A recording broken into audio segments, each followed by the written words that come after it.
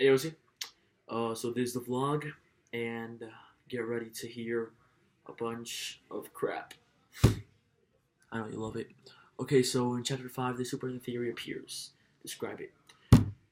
That's pretty self-explanatory.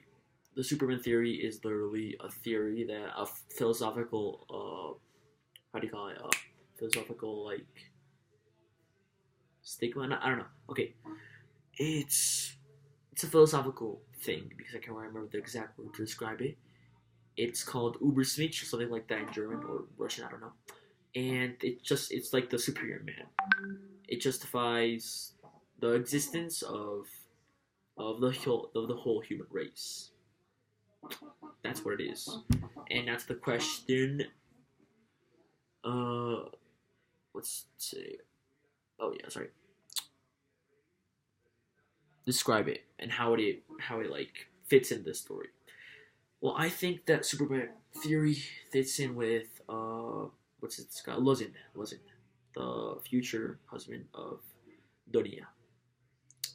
Well, that's because first of all, I think the Superman theory is false. I don't think it doesn't exist really.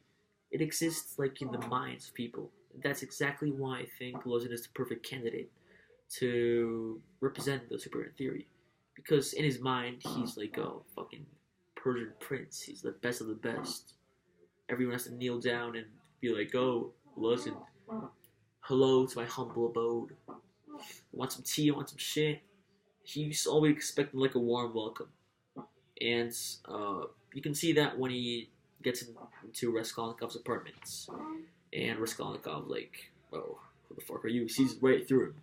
He sees that he's a self-centered narcissist son of a bitch, a douchebag, and he's like, "Oh," and Luzin like reacts like violently because he resorts to insults, and well, yeah, it's literally that. In conclusion, the Superman statement, or whatever you want to call it, exists only in the minds of narcissists,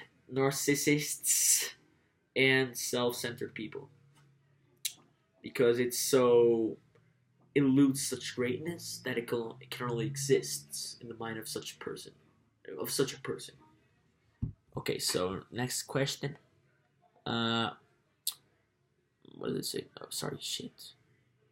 Discuss Raskolnikov's speech answering Razumikin, and discuss Raskolnikov's view of the crime.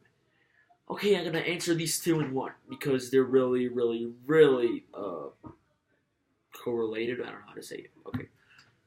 Well, firstly, on Raskolnikov's view of the crime, he doesn't have one. It's he doesn't. He just simply does not.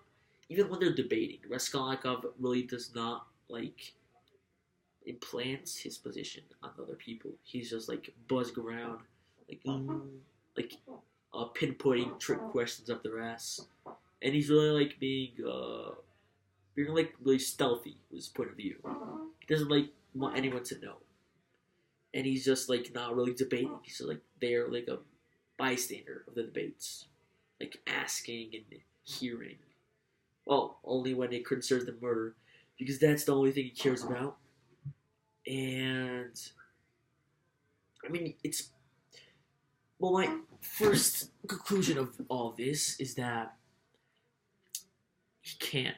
He simply cannot form a genuine like standpoint in front of the position, because the debate is about the murder of the old lady, which he did. So if he actually he cannot have a position in front of this, because the act of killing the lady already defines his position. That's the act of killing the old lady caused an avalanche of ideas, not of ideas, but of of views, of point of views. So when he killed the lady, we can already assume his point of view. We can assume a shit ton of stuff of that. That's the only thing. That's the only concrete thing we know about him. That he killed the lady. Everything else is just like manipulative, like psychopathic tendencies. Like in the next chapter 6, the the officer. He fucks her. He fucking he humiliates that guy. He fucking Jesus Christ. He taunts him. He fucking laughs in his face, and he really never says anything concrete about it. The only thing concrete we have is that he murdered the old lady. And that's why I say his position is it's like the murder of a old lady, and all falls down, and we can see his ideas, his standpoints from the murder. It's like a conclusion we get from the assassination.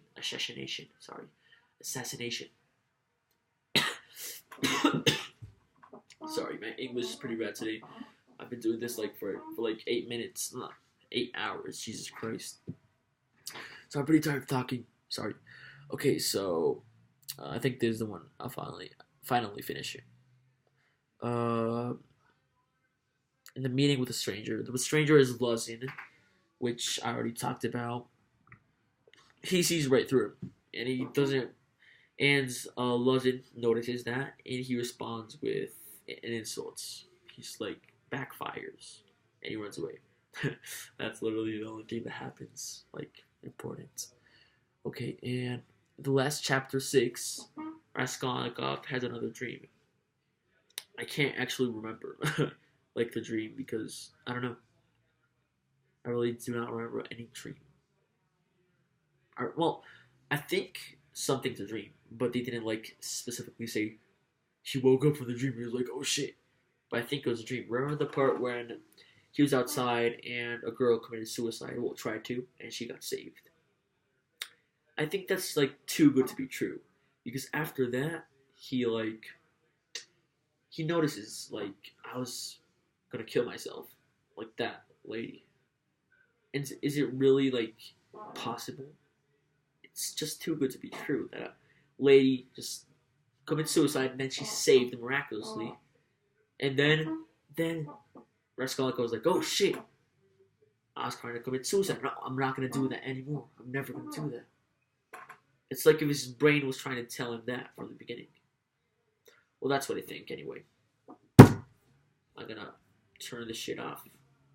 7 minutes? Fuck me. Okay, sorry. Love you.